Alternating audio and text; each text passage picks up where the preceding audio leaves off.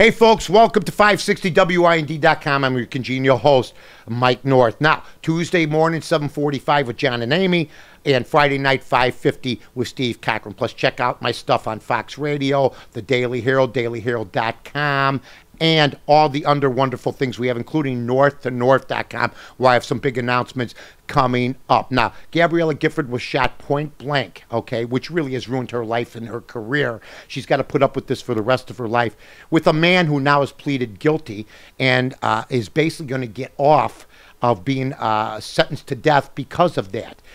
If word gets out, and there are guys that are doing this now, and there are murderers doing this, a serial killer saying, where would I get the least penalties? Okay, here's what I would tell everybody. You do something like that, and I don't know what the law is in Aurora, Colorado for that guy. Okay, we don't know what it is with him. He might plead guilty and get out of it too. Should somebody get out of the death penalty, or should there be something put in there, or should the law just basically be changed that if you shoot and kill 10, 12, 14, 16, 18 people, ruin the lives and wound people, 59, 60 people, ruin families, should you just be able to have 3 squares a day and a cot? And the amazing thing is, it's in Arizona, who I thought would be a stronghold. It's the Old West. But the Old West is even capitulating because public pressure, and I'm blaming the liberals and the Democrats for this, because I got to be honest with you, most of the people I know, and everybody knows which way I lean, would have no problem with that guy being hugged in the public square. I'm sorry.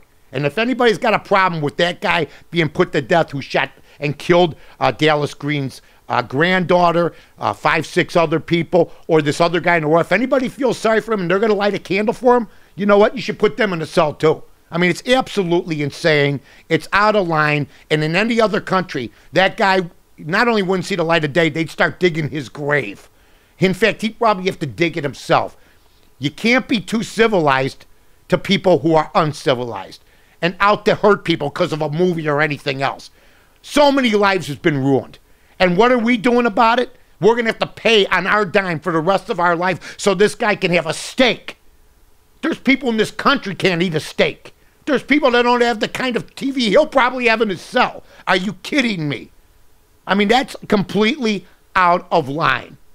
In the meantime, Mitt Romney making a bus tour of 4 states, 4 swing states, and I want to see what his take on this is also. And President Obama and Mitt Romney have all pledged on the side of having a gay Boy Scout leader. Of course, this coming from one man who has no kids, no boys, so to speak, President Obama, who has 2 daughters, and another man whose boys are grown up, and who's a Mormon, who they believe can be married 17, 18 to 18 women at one time. I mean, that's just where I'm coming from.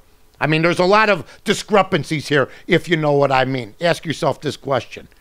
If you have a 10, 12-year-old boy, are you letting him go to the woods with anybody unless you're there? Seems to me there's a lot of parents going on these trips now, and they should. And they should. You've been listening to 560WIND.com. I'm Mike North.